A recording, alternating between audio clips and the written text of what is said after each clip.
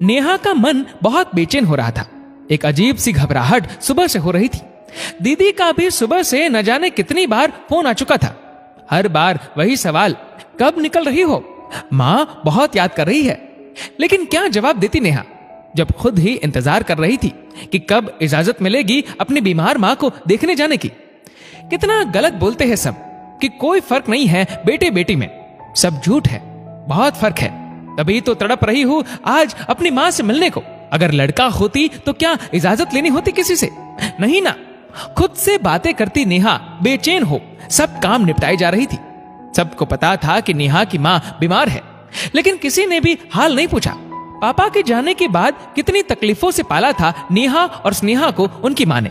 उम्र कम थी माँ की जब पापा की मृत्यु हुई थी। नेहा के मामा और नाना ने बहुत कहा दूसरी शादी को, पर माँ नहीं मानी। पापा के ऑफिस में उनकी नौकरी लग गई। सुनील माँ के ऑफिस में ही काम करते थे, माँ को पसंद थे। जल्दी ही स्नेहा और सुनील की शादी हो गई। स्नेहा खुश थी सुनील के साथ। नेहा के लिए रिश्ता मामा लाए थे। अच्छा घर देख माँ ने शादी कर दी। माँ को अकेली छोड़ने का बिल्कुल मन नहीं था नेहा का। माँ कैसे अकेली रहोगी तुम, मुझे नहीं करनी शादी। जब भी नेहा अपनी माँ से कहती तो माँ का जवाब होता, तू वहां खुश रहेगी तो मैं यहाँ खुश रहूंगी। और कौन सा दूर जा रही है, बस आधे घंटे का तो रास्ता है। मैंने फोन किया और तू सामने। उफ माँ, कितने गलत थे ना हम। आधे घंटे का सफर भी नहीं कर सकती मैं अपनी इच्छा से। नेहा के ससुराल में कुल 4 लोग थे, सास ससुर, उसका पति अविनाश और खुद नेहा। शुरू में तो सब ठीक ही लगा, पर धीरे धीरे समझ गई नेहा कि यहाँ कुछ भी अपनी मर्जी से नहीं कर सकती थी। यहाँ तक कि सब्जी भी सास के पसंद की बनती। अगर ऐसा ना होता तो सासू माँ नाराज हो जाती और खाना नहीं खाती। फिर घंटों अविनाश उन्हें मनाते और नेहा माफी मांगती रहती। फिर वो खाती खाना। नेहा का दिल करता कहीं भाग जाए इस जेल से। अविनाश प्यार करता था नेहा को, लेकिन माँ बाप के सामने होंठ सिल लेता। क्या गलत है क्या सही, कुछ बोलता ही नहीं। इस बार नेहा की माँ बहुत बीमार हो गई थी। जॉन्डिस हो गया था जो बहुत बढ़ गया। हॉस्पिटल में भर्ती करना पड़ा। स्नेहा और सुनील थे उनके पास, लेकिन वो नेहा को बहुत याद कर रही थी। मम्मी जी, मेरी माँ की तबीयत ठीक नहीं, मैं जाके मिल आती हूँ। सुबह जा शाम को आ जाऊंगी। नेहा की बात सुनते ही उसकी सास ने मुंह बना लिया। देख बहू, तेरे ससुर जी से पूछना पड़ेगा। अब रसोई की बात तो है नहीं कि मैं बता दूं या इजाजत दे दूं। रिश्तेदारी का मामला तो मर्द ही संभालते हैं। लेकिन मम्मी जी, पापा जी तो शहर से बाहर है, आप कॉल करके पूछ लेती। नेहा का इतना कहना था कि सास ने तांडव शुरू कर दिया। अब इन छोटी छोटी बातों के लिए इनको परेशान करूं?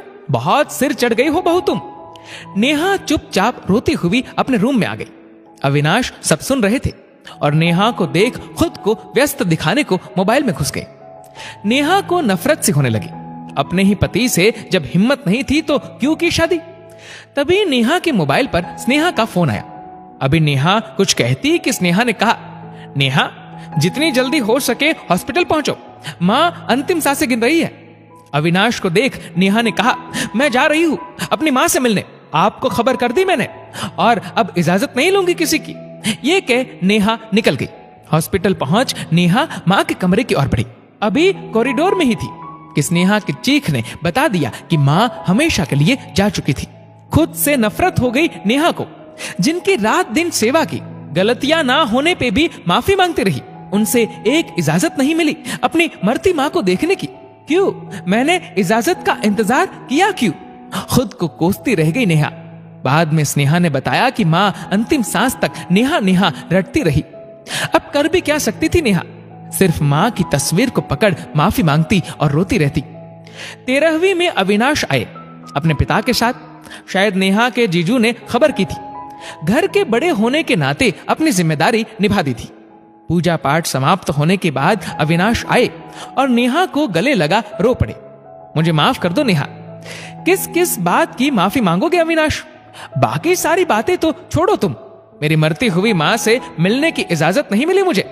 मैं पूछती हूँ क्यों? मुझ में हिम्मत नहीं थी नेहा। बहुत कमियां हैं मुझ में, पता है मुझे, लेकिन बहुत प्यार भी करता हूं तुमसे। घर चलो नेहा, अब तुम्हें कोई शिकायत का मौका नहीं दूंगा। मम्मी पापा से मैं बात करूंगा, उन्हें समझाऊंगा। अविनाश नेहा से मिन्नतें कर रहा था। मम्मी पापा को माफ कर दो नेहा, नहीं अविनाश, मैंने फैसला ले लिया। अब उस घर में मैं नहीं जाऊंगी। वहां की दीवारें चीख चीख कर मुझे मेरी लाचारी बताएगी। अगर तुम्हें मेरे साथ रहना है तो हम अलग रहेंगे। उस घर में मैं नहीं जाऊंगी। अगर मंजूर है तो ठीक, वरना अब से हमारे रास्ते अलग अलग है। नहीं नेहा, ऐसा ना कहो। पहले ही मैं अपनी चुप्पी पे इतना पछता रहा हूं। इस चुप्पी के कारण मम्मी जी को तो खो चुका हूं, लेकिन अब मैं तुम्हें नहीं खो सकता। अविनाश की बातें सुन स्नेहा ने भी नेहा को समझाया और फिर अविनाश ने भी नेहा के साथ अलग रहने पे अपनी मौन सहमति दे दी। दोस्तों, इस वीडियो को लेकर आपकी क्या राय है, नीचे कमेंट करके जरूर बताएगा। और अगर आपको वीडियो अच्छा लगा हो तो इस वीडियो को लाइक करेगा, शेयर करेगा ज्यादा से ज्यादा लोगों तक। और ऐसे ही और भी इंस्पिरेशनल वीडियोस के लिए सब्सक्राइब करें हमारे यूट्यूब चैनल को और फेसबुक पर फॉलो करें हमारे पेज को। धन्यवाद।